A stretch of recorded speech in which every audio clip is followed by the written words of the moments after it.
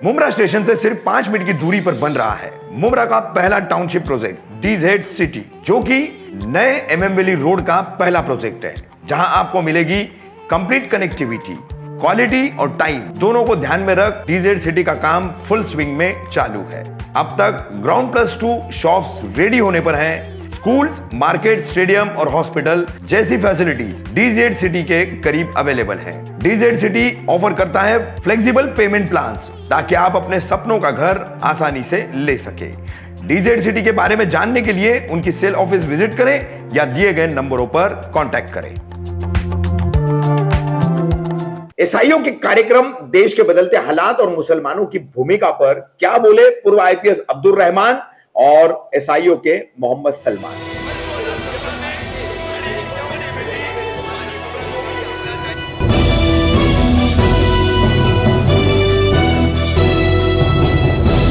रफीक कामदार, हिंदुस्तानी reporter में आपका स्वागत है। एसआईओ द्वारा 14 अक्टूबर कौसा खड़ी मशीन रोड के डायमंड हॉल में आयोजित देश के बदलते हालात और मुसलमानों की भूमिका इस कार्यक्रम में एक प्रमुख वक्ता के तौर पर और अतिथि के तौर पर उपस्थित थे पूर्व आईपीएस अधिकारी अब्दुल रहमान, जिनकी हाल ही में किताब एक विमोचित की गई है, लॉन्च की गई है, प्रकाशित हुई है, absent in power and politics. ये किताब जो है फिलहाल चर्चा में बनी हुई है। जगह जगह इस किताब को जो है लोगों तक पहुंचाने के कार्यक्रम भी हो रहे हैं। तो इस कार्यक्रम में भी इस किताब का जिक्र रहा। वहीं इस किताब को लेकर और हालात को लेकर और मुसलमानों की समस्याओं को लेकर और उनसे कैसे लड़ा जा सकता है, राजनीतिक रूप से जो कमियां हैं या तमाम तौर पर क्या बोले पूर्व आईपीएस अधिकारी अब्दुल रहमान, वो हम आपको दिखा रहे हैं। उसके बाद एसआईओ के पदाधिकारी है मोहम्मद सलमान, उन्होंने भी इस विषय पर अपनी बातें रखी। बता दें कि हमने इस पे 2 खबरें आपको बताई। पहली खबर में पूर्व सांसद मौलाना उबैदुल्लाह खान से जो बातचीत हुई है वो, और उसके बाद इन दोनों से। इनके भाषण काफी लंबे हैं, इसलिए ये महत्वपूर्ण बातचीत जो है कार्यक्रम के बाद पत्रकारों से जो हुई है वो हमने आपको बताई है। देखिए, आपने जो लिखवाया किताब का नाम वो नहीं, किताब का नाम है absent in politics and power, political exclusion of Indian Muslims. ये मैंने किताब इसलिए लिखी है कि मैंने इसके पहले भी एक किताब लिखी है जिसमें मैंने ये दिखाया है कि मुसलमानों का सोशल, इकोनॉमिक, एजुकेशनल कंडीशन क्या है और उनके साथ किस तरह से बर्ताव किया जाता है। 2014 के बाद उनके खिलाफ मॉब लिंचिंग, तशद्दुद, कम्युनल राइट्स ये आम हो गया है। तो इन सारी चीज़ों से कैसे बाहर निकला जाए। तो मैंने ये पाया कि मुसलमान ऐसा नहीं है कि आवाज़ नहीं उठाते, लेकिन उनकी आवाज़ सुनी नहीं जाती। और आवाज़ इसलिए नहीं सुनी जाती है कि आपकी मौजूदगी पार्लियामेंट में नहीं है, आपकी मौजूदगी स्टेट असेंबलीज में नहीं है। आप 35 MLAs डिजर्व करते हैं, महाराष्ट्र में मुश्किल से 9 या 10 चुन करके आते हैं। आप 77 डिजर्व करते हैं, मेंबर ऑफ पार्लियामेंट आप मुश्किल से 25 और 26 पे लटके हुए हैं। इसलिए हमारे खिलाफ कानून बन रहे हैं और इसलिए हमारे जो स्कीम्स है प्रॉपर स्टेट जो इम्प्लीमेंट करते हैं, हमको प्रॉपर डेप्रिवेशन से बाहर नहीं निकालना है। तो इन सारी चीज़ों को ध्यान में रख के मैंने ये किताब लिखी है कि पॉलिटिकल एम्पावरमेंट इज की टू ऑल एम्पावरमेंट। यानी पॉलिटिकली अगर आप एम्पावर होते हैं, सशक्त होते हैं, तो हर शोबों में आप सशक्त होंगे। तो मैंने दिखाया है कि कहाँ कहाँ पे डिप्रीवेशन है और उस खोए हुए जो चीज़ें हैं उन चीज़ को कैसे हासिल कर सकते हैं। सर,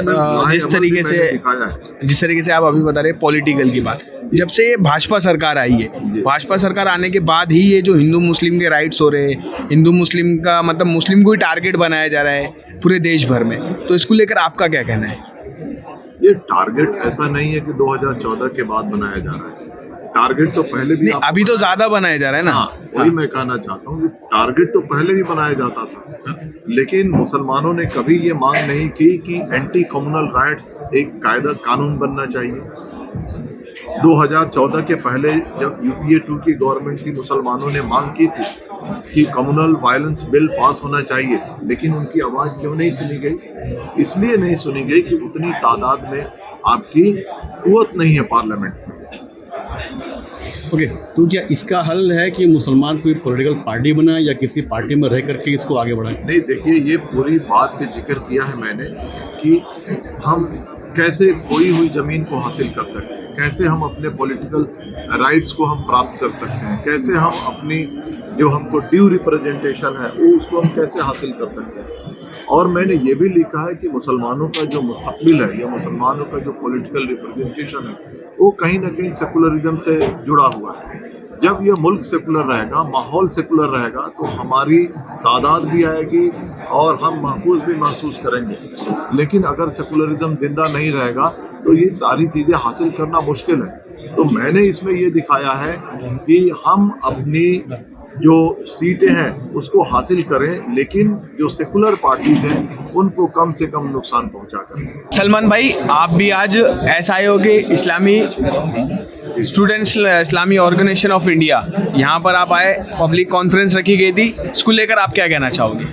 देखिए, हम यही समझते हैं कि इस वक्त जो बड़े चैलेंजेस हैं इस देश में, उसमें एक बड़ा चैलेंज ये है कि लोगों को तोड़ने की कोशिश हो रही है। कोशिश इस बात की हो रही है कि हिंदू मुसलमानों से बात नहीं करें, मुसलमान हिंदुओं से बात नहीं करें, ये दोनों क्रिश्चियन से नफरत करें, क्रिश्चियन इनसे नफरत करें, और इस सारी नफरत को फैलाकर कुछ लोग फ़ायदा उठाना चाहते हैं। तो ऐसे में SIO हमेशा से ये काम करती आ रही है। अभी भी एक अभियान के ज़रिए से उन्होंने इस बात की कोशिश की कि ये जो गैप है इसको ब्रिज किया जाए और हम कम्युनिकेशन, कोऑर्डिनेशन और इंगेजमेंट शुरू करें, ताकि हम एक दूसरे को समझ सकें, एक दूसरे की गलतफहमियों को दूर कर सकें और साथ मिलकर जो जस्टिस के लिए जो आगे बढ़ सकें। तो ये उसी सिलसिले की एक कड़ी थी और मैं समझता हूँ कि ऐसे प्रोग्राम्स मुस्तकिल जारी रहने चाहिए। तो आपकी स्पीच में मणिपुर के बारे में कहा था कि महिलाओं के कहीं ना कहीं सेफ नहीं है। तो देखिए, मणिपुर की जो सूरत हाल है वो बहुत ही शदीद है और आप उसको देश के किसी भी दूसरे कोने से कंपेयर नहीं कर सकते।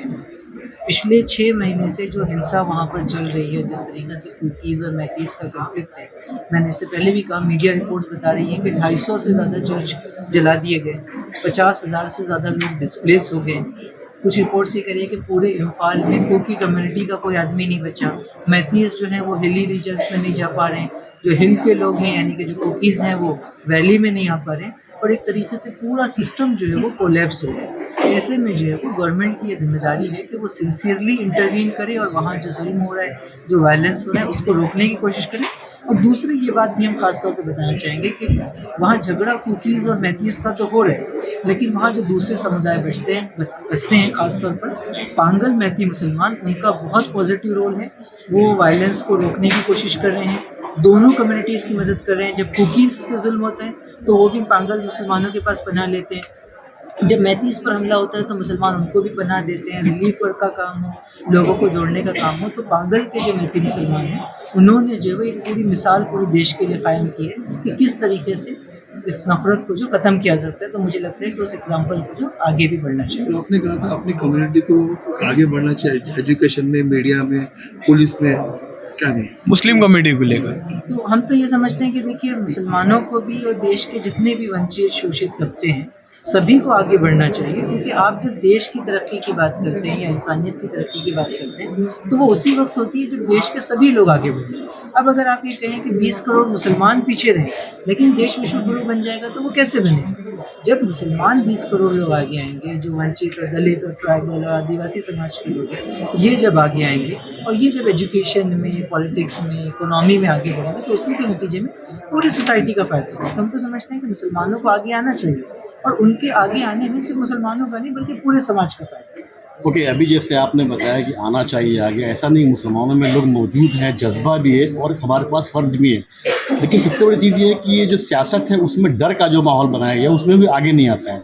इनकेस अगर कोई मीडिया पर्सन आ गया, गवर्नमेंट के खिलाफ बोलता है तो कुछ एक्शन होता है, SIO उसका बैकअप क्या देगी? देखिए, एक चीज़ तो हम बार बार ये कहते हैं कि चैलेंजेस आते रहेंगे और आपको ये मेंटली प्रिपेयर होना पड़ेगा कि इन चैलेंजेस के बावजूद भी हमको आगे बढ़ना है। दूसरा ये कि SIO के बहुत से प्रोजेक्ट्स हैं जिसके तहत हम लीगल सपोर्ट सिस्टम भी फराहम करते हैं। Association for protection of civil right Jamaat Islami का एक पूरा ग्रुप है जिसके तहत जो लीगल केसेस देखे जाते हैं और इस किस्म के मामलात में मदद की जाती है। SIO का अपना खुद एक लीगल सपोर्ट सिस्टम है जिसके ज़रिए से इस किस्म के मजलूमीन की मदद की कोशिश करती है। अलग अलग यूनिवर्सिटीज़ में, कैंपसेस में जो लोग पढ़ रहे हैं उनके साथ जब अन्याय होता है, इनजस्टिस होती है, तो उसके खिलाफ भी हर लेवल पे जो आवाज़ उठाने की जो कोशिश मुस्तकिल करती जाती है। ओके, अभी आपने इत्तेहाद की बात किया था अपनी स्पीच में भी।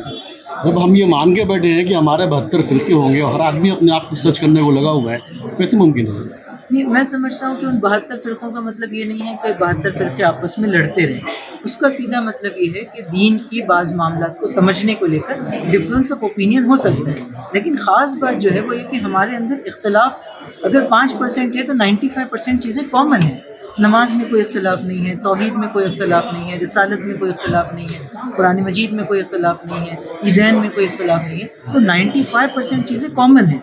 उसकी बुनियाद पर एक साथ आना चाहिए, ना कि जो 5% चीज़ें अलग अलग है उसकी बुनियाद पर झगड़ा किया जाए। ठीक। हमारी कौम में बहुत सारे बच्चे जो है वो SIO पूरे देश में बहुत बड़े पैमाने पर करियर गाइडेंस का, काउंसलिंग का, स्कॉलरशिप्स के डिस्ट्रीब्यूशन का काम करती है और हम बहुत ही स्कूल लेवल से प्री मैट्रिक स्कॉलरशिप से लेकर तो PhD के लिए जो स्टाइपेंड दिए जाते हैं उस तमाम लेवल्स पर जो काम करते हैं। खुद मुमरा में भी हर साल करियर गाइडेंस के और काउंसलिंग के प्रोग्राम होते हैं जिसके ज़रिए से स्टूडेंट्स को कहाँ एडमिशन लिया जाए, कौन सा कॉलेज अच्छा है, स्कॉलरशिप्स के कौन कौन से ऑप्शंस अवेलेबल हैं, उस सब की रहनुमाई जो है अल्हम्दुलिल्लाह फराहम की जाती है और उसके नतीजे में हज़ारों बच्चे अल्हम्दुलिल्लाह हर साल जो है वो अच्छे इंस्टीट्यूशंस में और नए कोर्सेज में जा रहे हैं। ठीक।